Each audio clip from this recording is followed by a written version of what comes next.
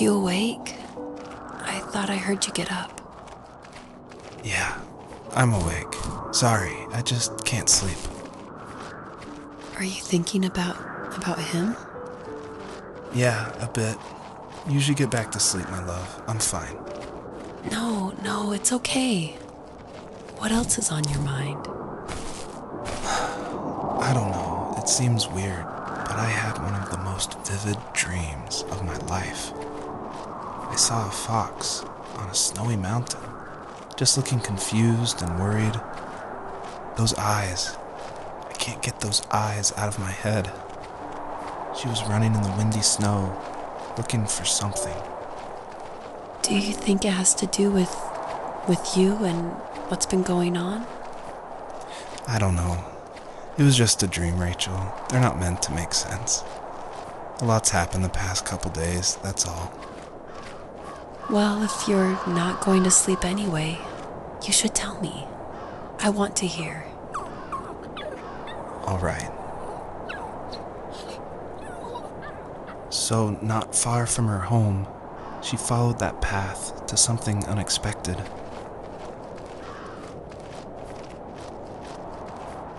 She couldn't stay, though. She had to find her other 2 children. So she took that path. She followed it towards something ancient. Something with answers.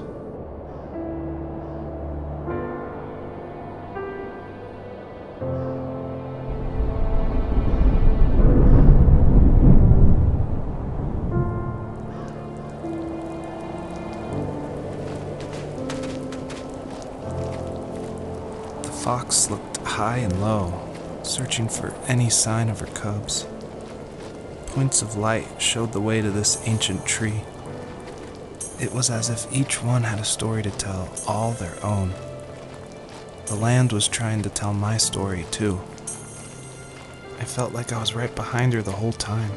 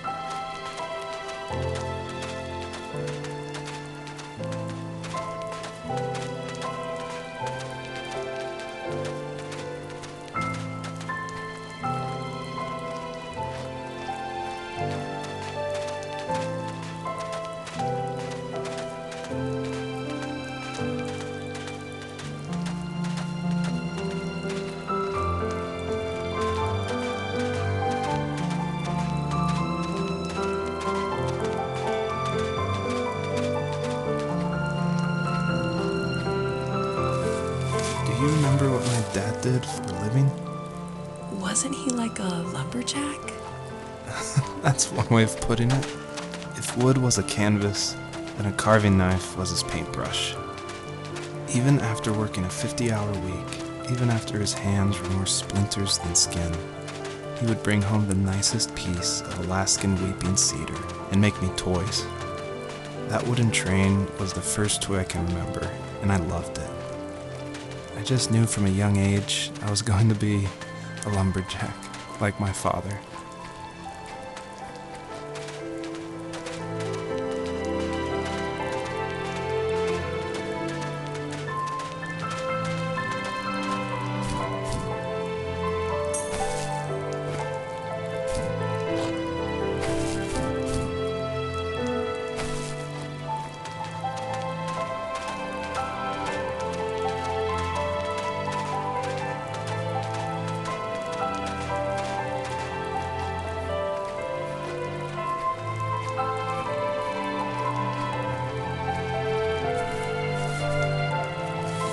As a kid, did you ever do show and tell in your class? Yeah, I think I only did it once, when I was in the 4th grade. You know how my life was around then. I wanted to show my class what helped pass the time and distracted me, so I brought a dozen paper cranes I had made. I think I told everyone how badly I wanted to be a bird and fly, embarrassingly enough. Don't be embarrassed. Every kid wants to fly. For me, it was another toy from my dad, a wooden boat. I remember guarding it so carefully in my hands as I walked into class. When I sat down, a group of boys immediately made fun of it. They asked which trash can I found it in, or why an ugly log was my favorite toy. When I got up, I didn't even want to tell them my dad had carved it. I said it was a joke gift my friend had given me. Kids can be so cruel. Some of them are. I shouldn't have let them get to me, but it did. It's amazing we bounced back at all.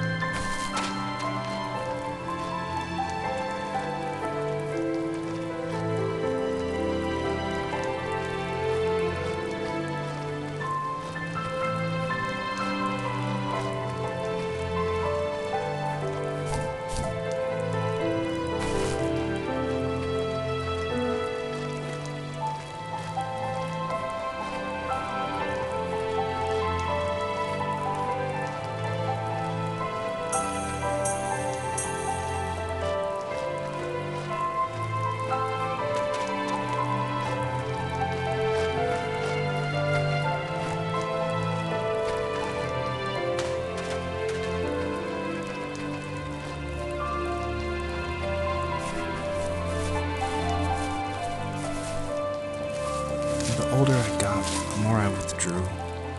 I asked myself, why talk to anybody anyway? Why bother when I'm happy by myself?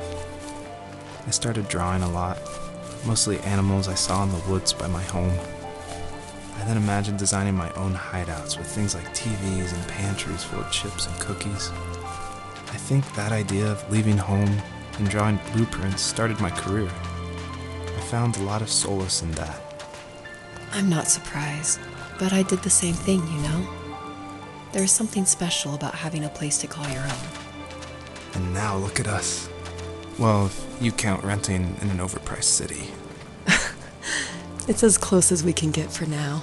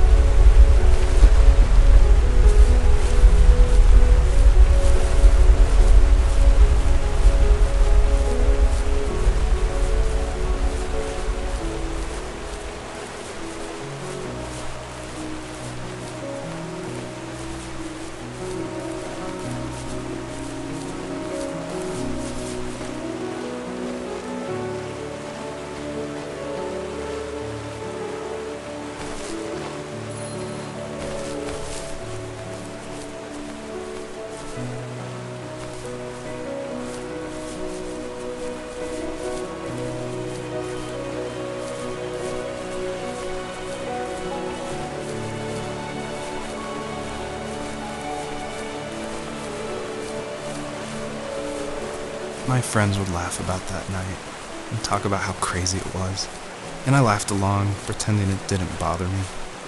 But it did. I imagined my friends growing old in the bush and able to find that thrill in those godforsaken ice fields. It's like those mountains were a literal wall keeping me from leaving, where all I would have to look forward to are lumber yards and evening beers. I had to climb over. That was my only goal for a long time.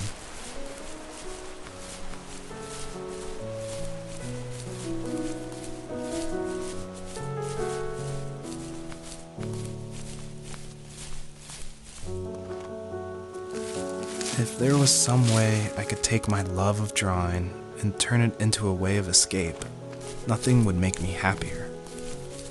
I wanted to create instead of tearing trees down. I wanted to move to the lower 48, not because I hated it there in Alaska, but I hated the idea of it. It's like all of that spite inside me had created this monster which followed me around my whole teenage years. I put so much energy into doing what others didn't expect of me. Why did I do that? There's one fact you're forgetting, though. If you didn't have that fire in you, we probably would have never met. You're absolutely right. Maybe the destination is all that matters in the end. But then why am I awake? Why am I seeing this fox go on her journey? And why can't I stop thinking about my dad?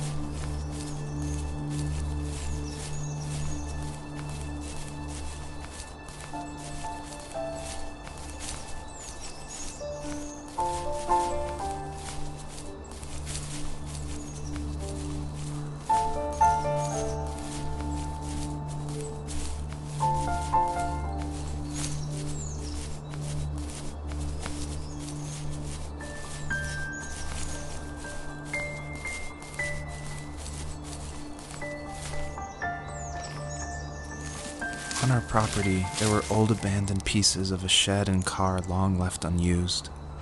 I used to ask him all the time who those people were that left all this junk, and I'm sure he got so tired of hearing it that he made up some elaborate stories how a brown bear ate them and haunted the woods afterwards. What's funny is I think it made those people seem more real. Growing up thinking they were still hanging out like they couldn't say goodbye. I used to tell my friends how I could swear I saw spirits move near the water, and that always freaked them out. I guess it didn't bother me, because the way I saw it, they were normal people with old cars and sheds, just trying to figure out how to survive and be happy in the middle of nowhere. It was a cool thought that they didn't want to leave, but you know, I was a weird kid. Well, you had good company since those ghosts liked living in a place where they were brutally devoured.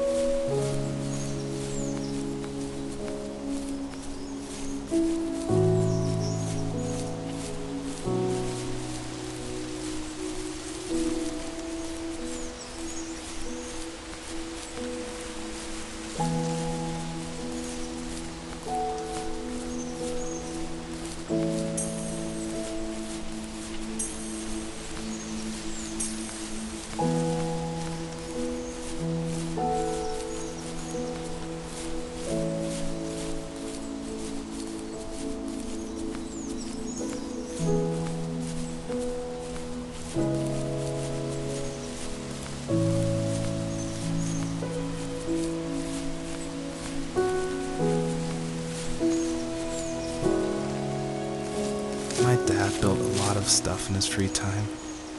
If he wasn't watching fly fishing or reading Tom Clancy novels, he was carving something. He made tons of birdhouses. Not that he was into bird watching, but I think he really missed working and adding on to the home. If he couldn't afford the time to build onto our own house, he would have to settle with watching birds move into their little homes. We kept an old mattress in the bed of that ugly yellow truck, so we would drive it deep into the woods and then watch the birds fly into their houses while the sun set. Usually it was accompanied by venison jerky or a cold Coke, but not a lot of talking, which is how we both liked it.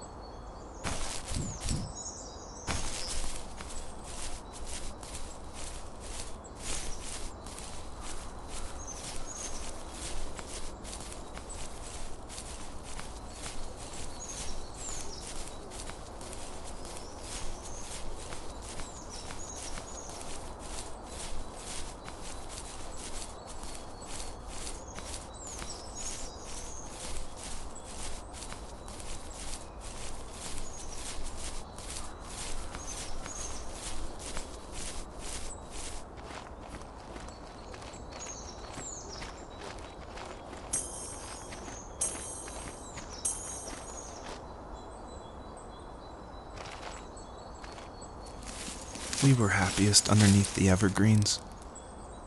We decided it was time to finally map out the hundreds of acres we lived on just to pass the time during the summer.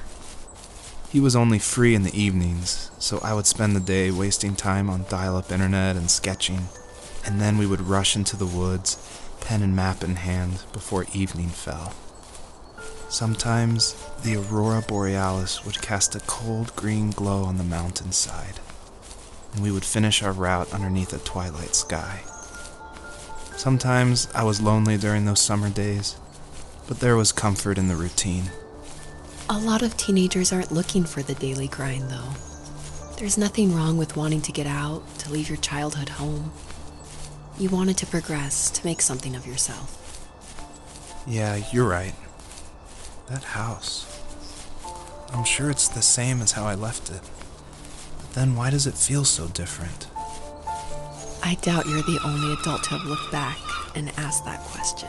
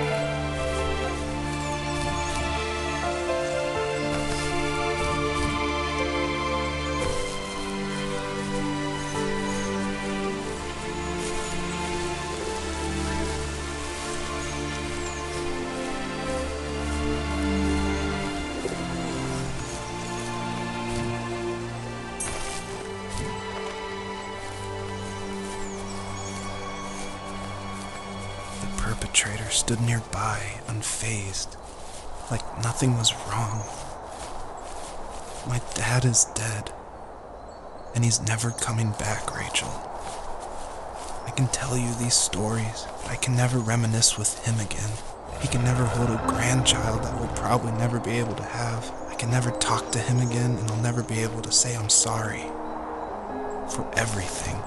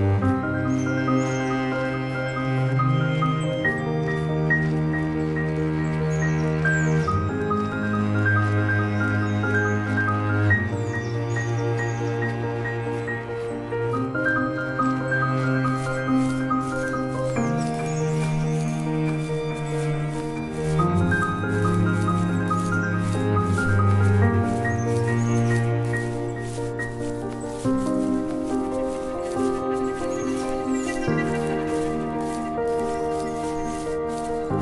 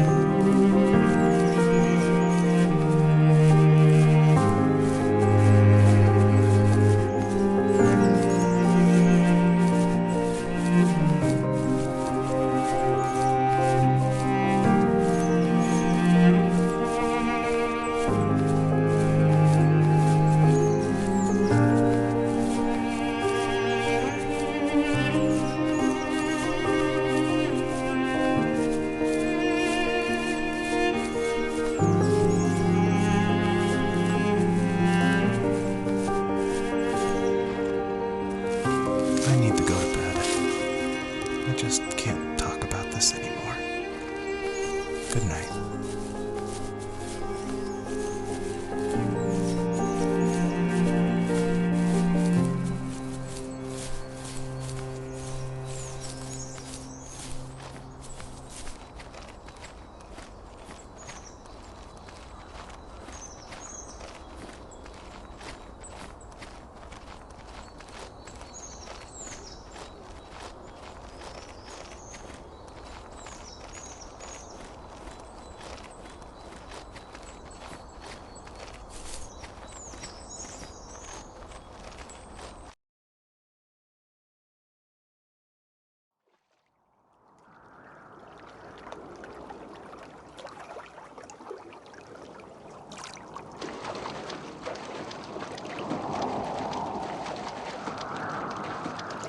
Joseph, you can't go to sleep feeling like this. I'm sorry for everything, and I know you need space, but I'm here for you. You don't need to feel so lost.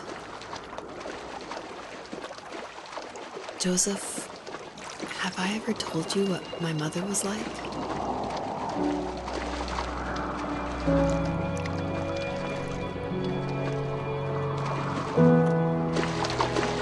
You know what it's like not to have a mom at home.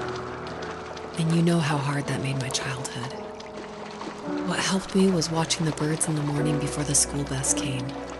I thought that my mother was one of those birds, and it made me want to be free like her. My mom taught me how to fold origami cranes while she was in the hospital. So I told myself I would fold one every day until I could fly myself.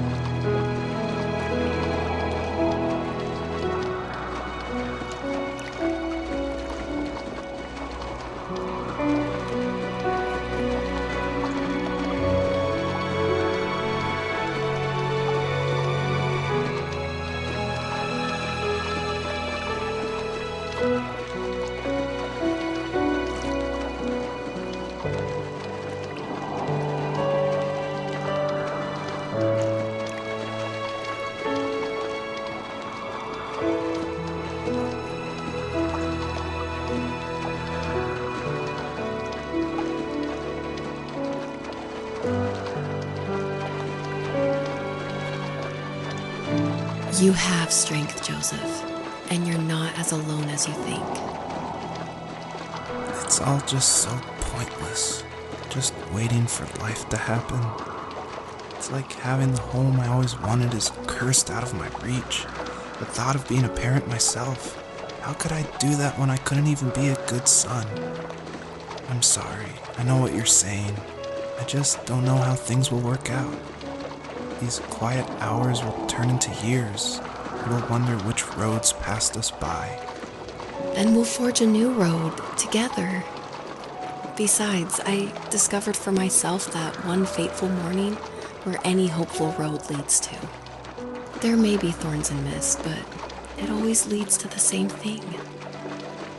And what's that? Family. I'm so glad that you're part of my family, Rachel. And I'm glad you're part of mine.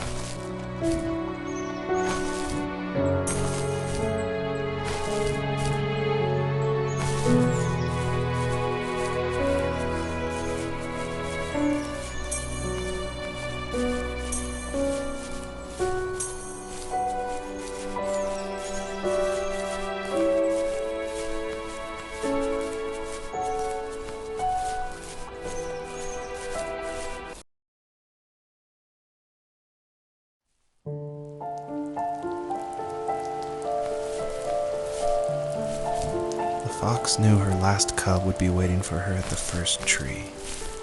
She was almost there. The rain cascaded onto the jade valley where the entrance to the tree was. Life was protected there, because that's where life began. It was now only a mother and a daughter left. Items from my life still dotted the ground as she moved closer to her destination and destiny.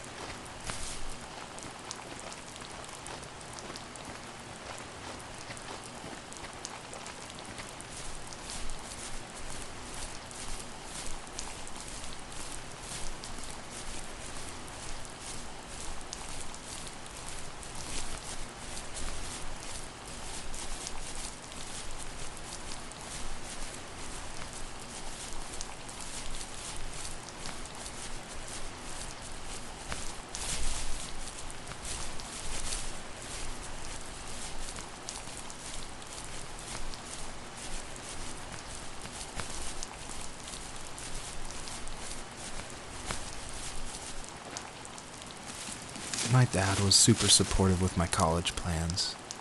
To a point. Things were okay until this terrible accident happened. I guess a forklift flipped over due to a bad axle, and it crushed one of the workers there. My dad didn't eat for days, even though he wasn't directly involved. It devastated him. Not only did it hurt the business, but it just freaked him out. He would talk in his sleep, muttering things about firing people and saying sorry. One fateful day he approached me, said that since my school search wasn't going well, I should finally be a man and take over the family business. He said one day he was going to die, and that all of his work, sacrifice, and even that man's life would be wasted in vain. I just lost it. Teenage me just exploded at the thought. I screwed up. I said things I shouldn't have. He was having a crisis, and I pretty much spit in his face.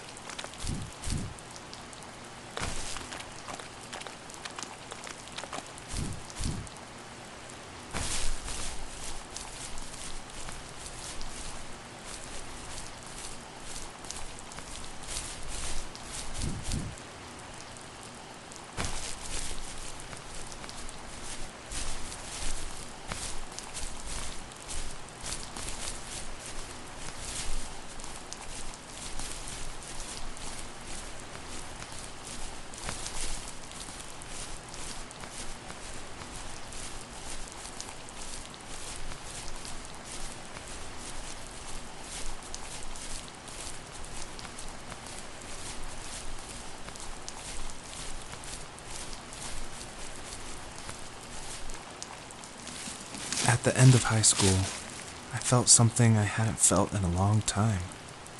Drive.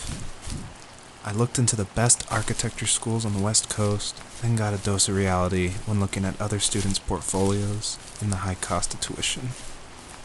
I still wanted to be something, to be the next Alvaro Siza, and to make those thousands of sketches worth something in my grand history. But now even an internship sounds impossible. Siza helped me understand how essential emotion is in architecture, and he also said light is the real composer of space.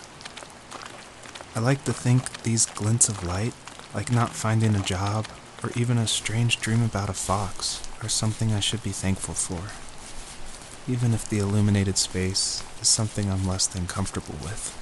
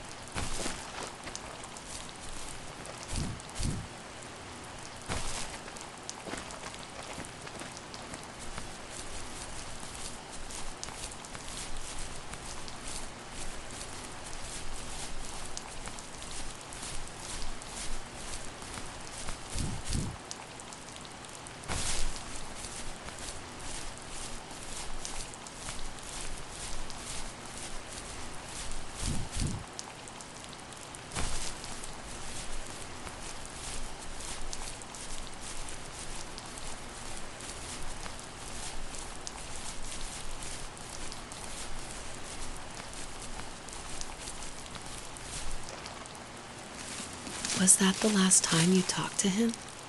No, I called on holidays, and he would call on my birthday. I guess we acted like nothing ever happened, which was stupid. Didn't want to ask about his lumberyard, and I'm sure he didn't want to ask about my job search. I never went back and visited. I think the last conversation we had was about what movies we had seen and what exactly a best boy is in the credits. I thought he would be here so much longer.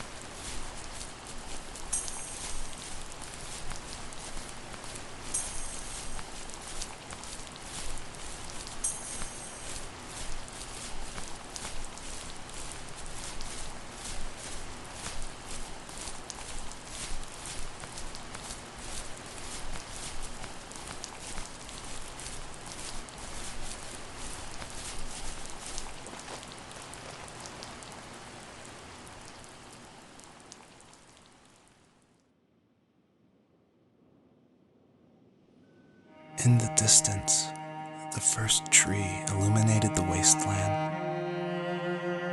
She couldn't go home anymore. She did the only thing she was capable of: moving forward. My dad died alone in the middle of the wilderness. I should have been talking to him more. I should have done a lot of things differently. If the first tree on earth brought life with it, if it taught the birds to sing and fly and showed saplings how to grow, what could it do for us?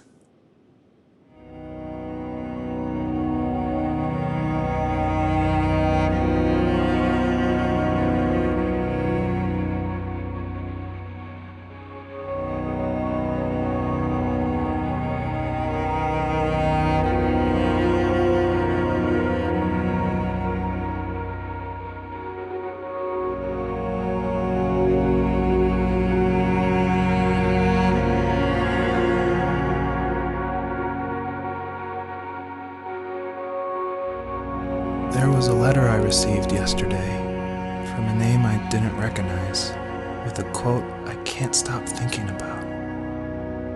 Death is not the opposite of life, but a part of it. More and more, I'm realizing one important truth.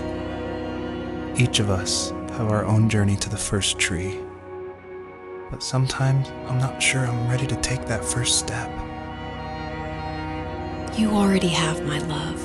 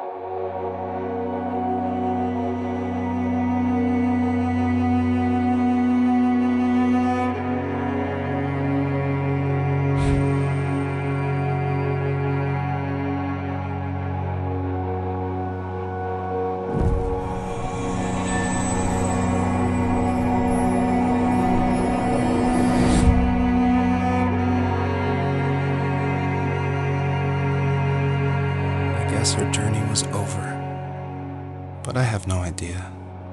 It was only a dream, a distraction from tomorrow. I don't think dreams normally bring back to memory so many important feelings. Maybe it was just a dream, but it was also a gift. Yeah, I suppose. But tomorrow we're getting on a plane to the last place on Earth I want to be. The only person that would have made the trip worth it is gone. You're going to see him and be with him one last time before you say goodbye. I have one last quote for you by Emerson, sealed in an imaginary letter from me to you. It is the secret of the world that all things subsist and do not die, but only retire a little from sight and afterward return again. Go to sleep, my love. We have a big day tomorrow, but I'll be there with you every step of the way. Thank you. Thanks for listening. Good night, Rachel. Good night, Joseph.